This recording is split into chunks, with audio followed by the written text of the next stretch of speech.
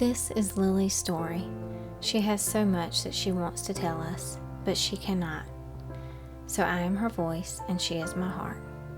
On June 3rd, 2011, we brought a beautiful baby girl into the world. She weighed 6 pounds, 15 ounces, and was absolutely perfect. We named her Liliana Faith.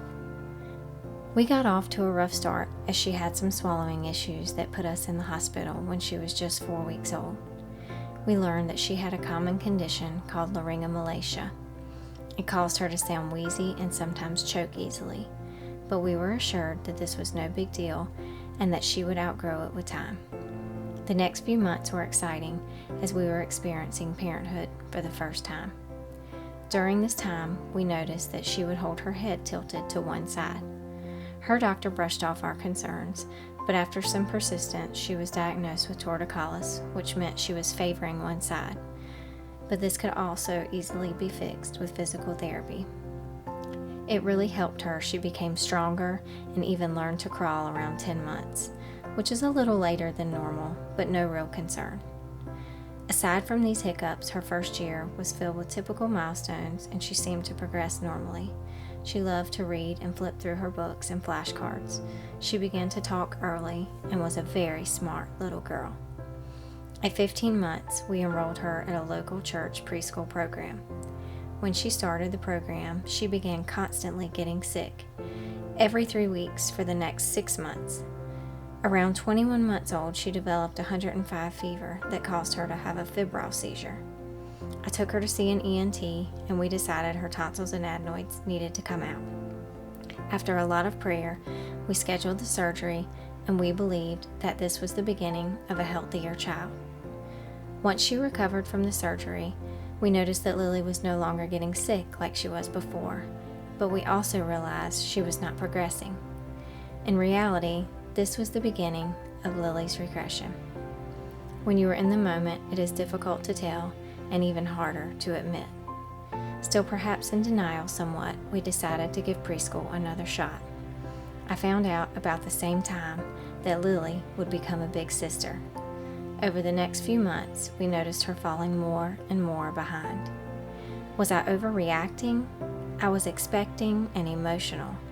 The thoughts raced through my mind, and no one was listening to me about my concerns for my daughter. Deep in my heart, I knew something was wrong. Her doctors assured us she did not have autism and she was healthy and thriving and intelligent.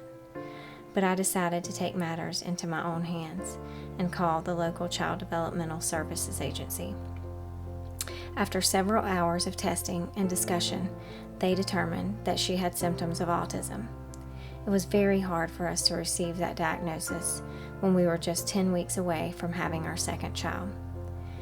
We decided to pull her out of preschool and enroll her in an autism program so she could get the one-on-one interaction that she needed.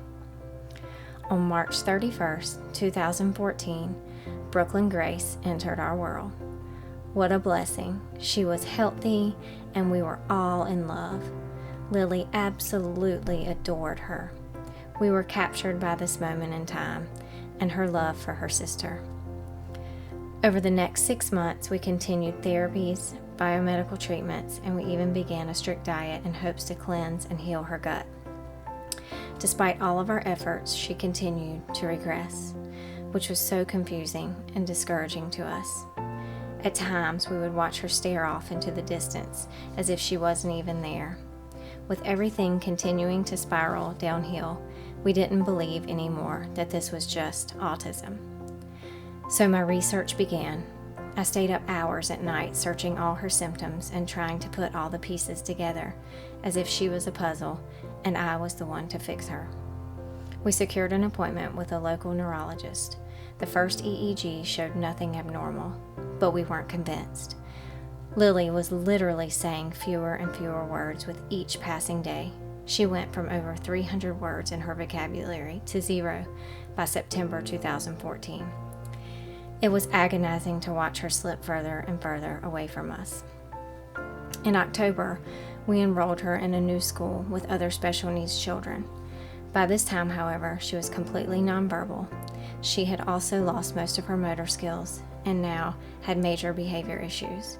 She was biting and screaming all the time, which was almost unbearable. So I decided to get a second opinion with another neurologist. That visit was a major turning point for us. A 48-hour EEG showed that she was having some abnormal brain activity with intermittent seizures. They wanted a closer look, so she had a brain MRI, and the results were normal, which was great news, but baffling to us. We started her on seizure medication to help control the constant storm in her little head, with no noticeable results.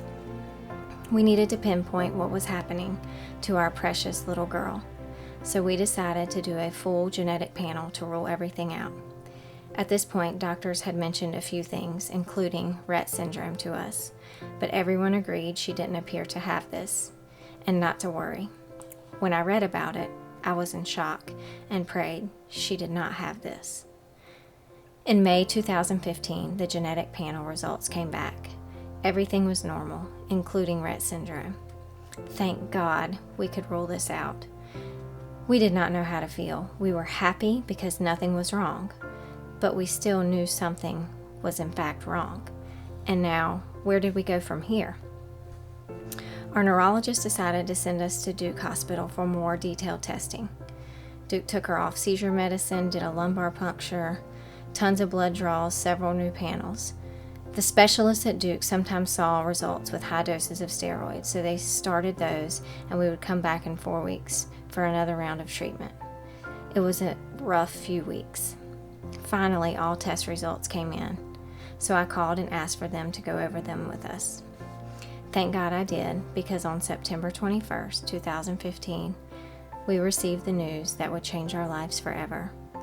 Our little girl had Rett syndrome. We sat there in complete shock, since we had already ruled this out with the previous genetic panel, and now to hear that she in fact did have it was heartbreaking. Rett syndrome has been described as a combination of Parkinson's, autism, apraxia, and epilepsy, all in one little girl. It comes on fast and affects 1 in 10,000 girls. As it progresses, the abilities once acquired at a young age are soon lost, and severity ranges. Most of these girls lose their speech and have very limited use of their hands and fingers. 50% are confined to wheelchairs and live a life full of difficulties, such as heart arrhythmias, breathing issues, scoliosis, digestive problems, and seizures, along with a host of other symptoms, including sudden death. But our girls are extremely smart, and we believe that even though Lily has no voice, she knows exactly what's going on around her and what she wants to say to you. They are intelligent and aware and have the ability to learn. They are just trapped in a body that they can no longer control. Please help us to raise awareness and funding for Rett syndrome and support other families going through similar experiences. Rett is the first brain disorder to be reversed in mice, and the hope and prayer is that this will evolve into a cure for all Rett girls like Lily. Now, faith is the substance of things hoped for, the evidence of things not seen. We chose this scripture for her life before she was even born. We had no idea it would in fact be our hope, our foundation, the very thread that held us together during this time.